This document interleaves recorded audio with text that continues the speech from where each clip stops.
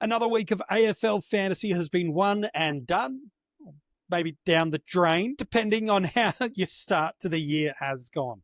But who are the trade targets as we head into round 4? That is the question.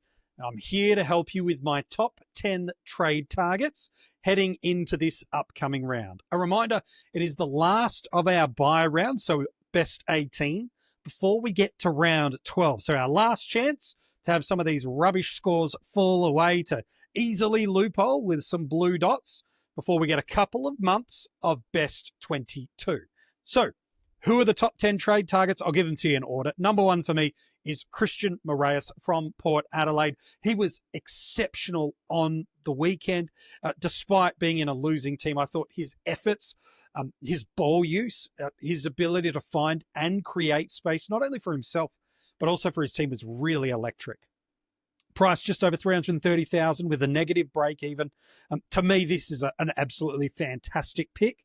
And while any of these first-year players have elements and sub-vest concerns, I think what we've seen from Christian over the last week and a half especially gives me some confidence that that shouldn't happen. Now, again, we will be at least a little bit more protected with the best 18 of 22 on field available, so it's not as catastrophic, but it would handbrake some cash generation like we saw from Mitch Nevitt next week. So to me, Christian Moraes is the number 1 trade target this week, with players like a Nevitt, who are stalled in cash due to being the best, Camporelli, who seems to have fallen out of favour, O'Sullivan, who, while likely to gain defensive status in a few weeks on the AFL fantasy platform, just not really delivering scores.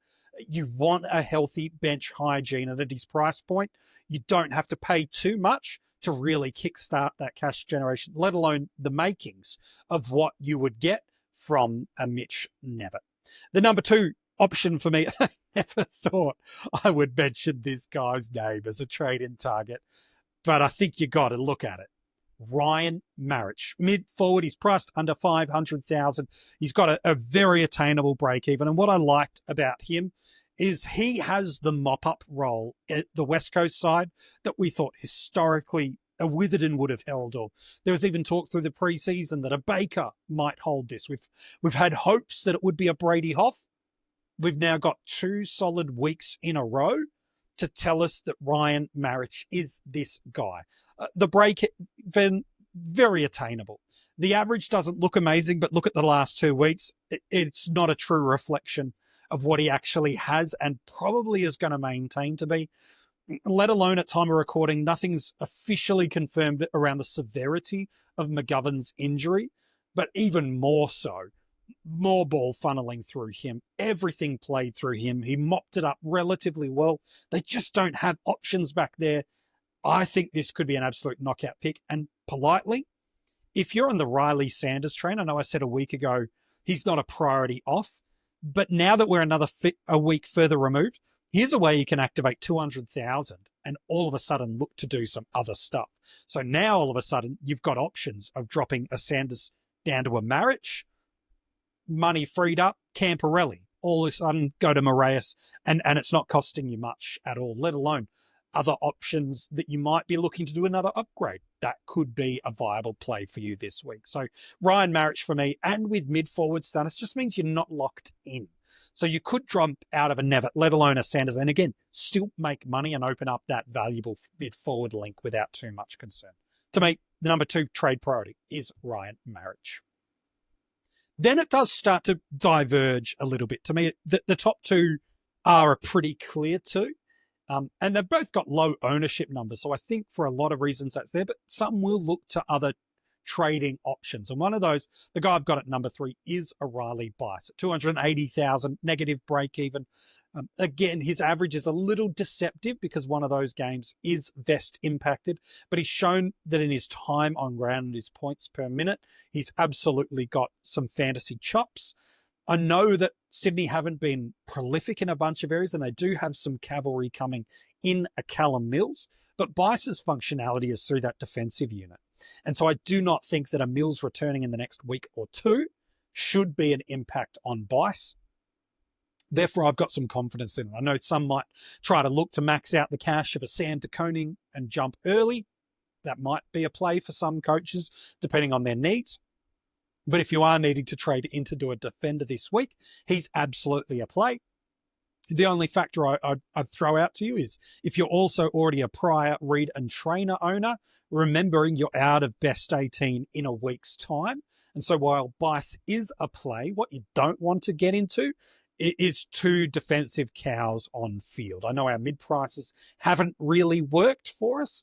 I don't know if I would feel confident rolling into a best 22 week where you've got the protection mechanism that you've had over the last fortnight disappearing on you. That would be my only little flag that I would wave for you there of caution. But still, he's a number 3 trade target for me. Number 4, I still think we need to be talking about Max Hall. His price hasn't got away from you yet. Again, a Sanders play is very, very viable. Wicks owners, it's still a very, very viable play. Negative break even. He's got an average in the 70s. He's got 2 decent 80-plus scores for us. He is a scorer. I think despite having an ownership of 34%, it's still probably lower than it should be. And I think he's the forward rook that's going to get away from a lot of coaches, much in the same light that Xavier Lindsay was pre-injury, trending towards being the mid-rook that people knew they wanted to get, but just couldn't find ways or didn't prioritize ways, is probably a better phrase, of getting into him. I think Max might sit in that spot too. I think when we look back at season end, having Max Hall in your starting squad was a pretty important piece. To me, he's still there. He's still attainable. The break-even's still good.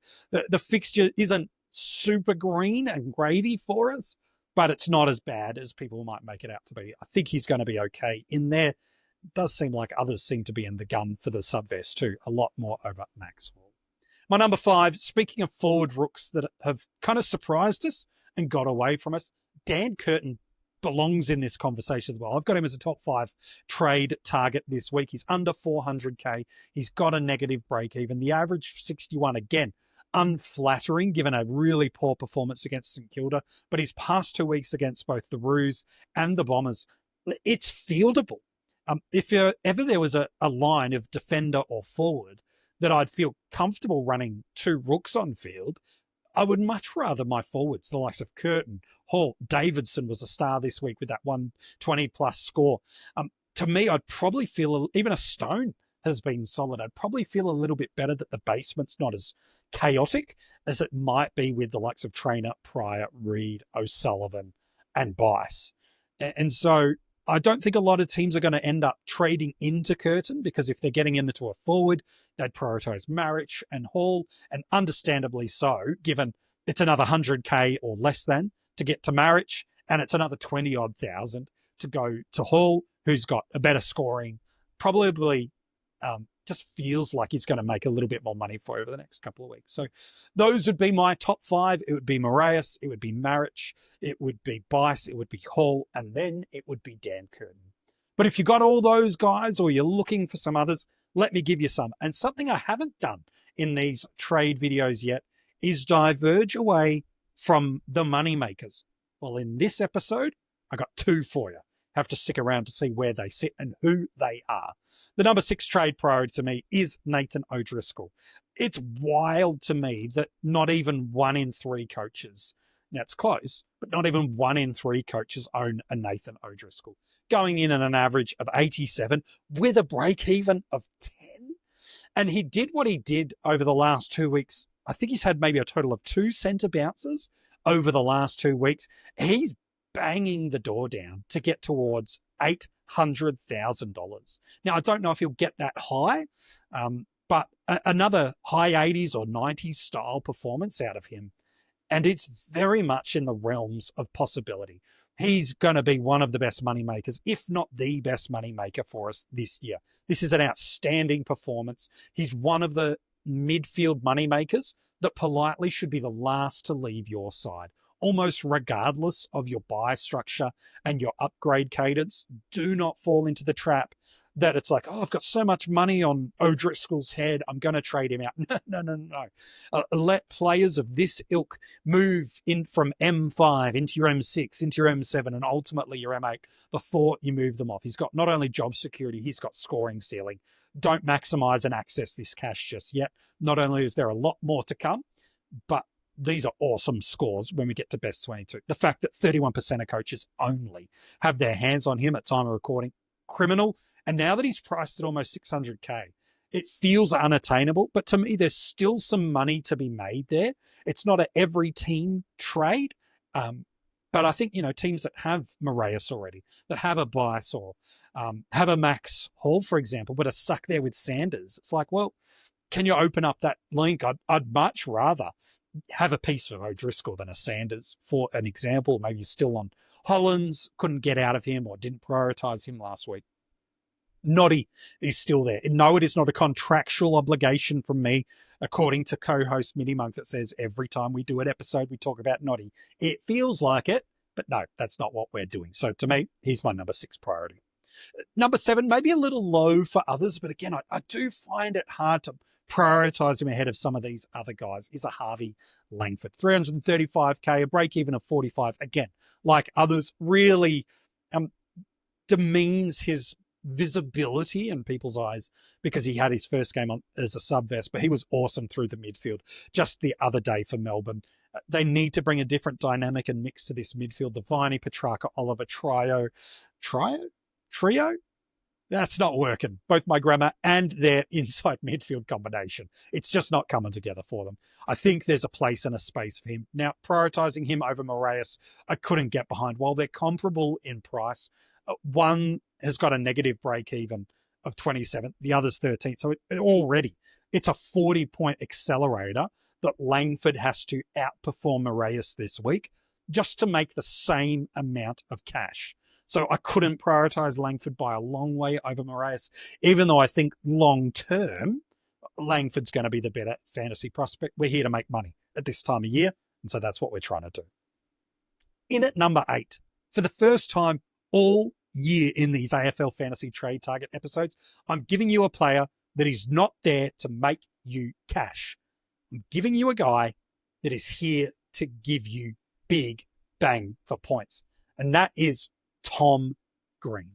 Matchup this week against the Eagles, followed up with a matchup against the Saints. He's dropped a little bit of cash. He's unbelievably unique in contrast to what he was at the start of the year.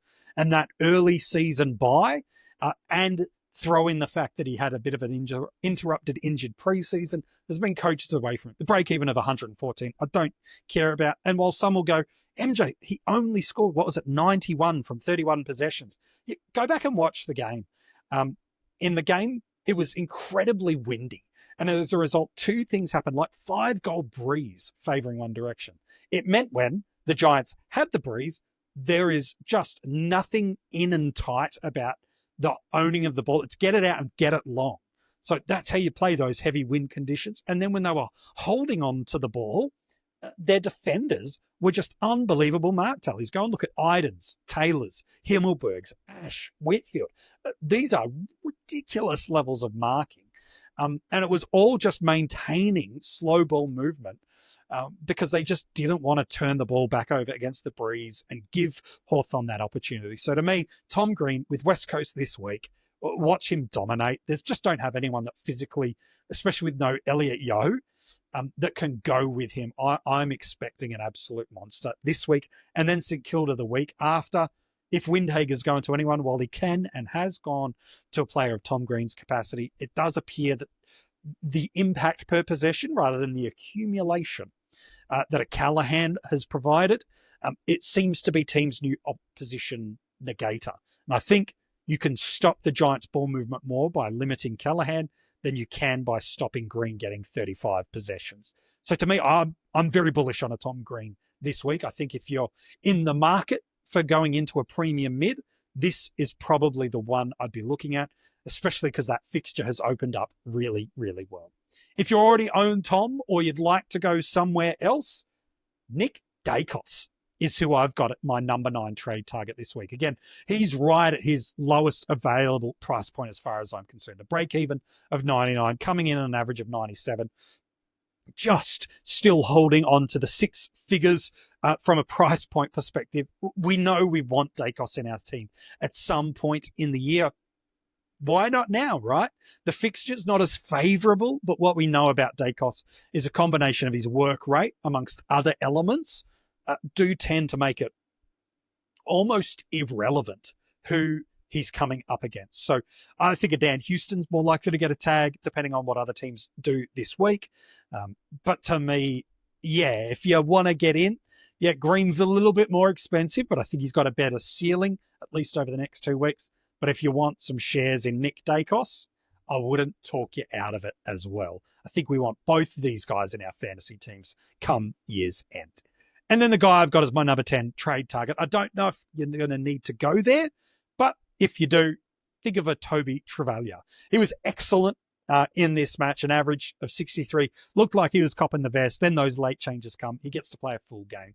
That would be my big concern about him, is that he's potentially going to head into that space next week should he maintain his role in the side, which I think he does, given how St Kilda played in this matchup. But a break even of 14, he's got at least 100,000 that he can make for you. And I'd probably feel a little bit more confident that his scoring capacity is higher than others that are in this range and price point, but he's got unbelievably scary risk concerns. So is he a trade target? Absolutely. Look, he's in 13% of teams right now. So a lot of people own him for a guy that hasn't played more than a game just yet.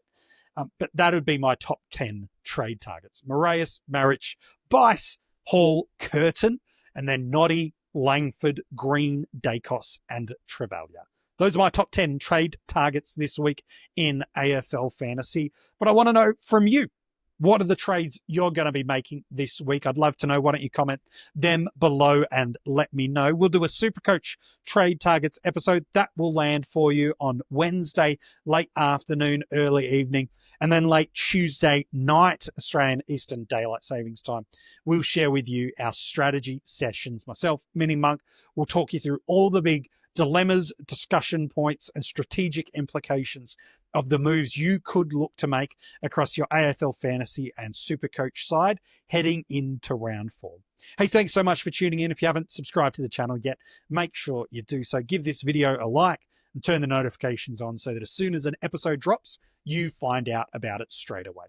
We can't wait to be back with you in about 24 hours' time, talking all things AFL Fantasy, Supercoach, and the strategy stuff that'll help you through this upcoming round.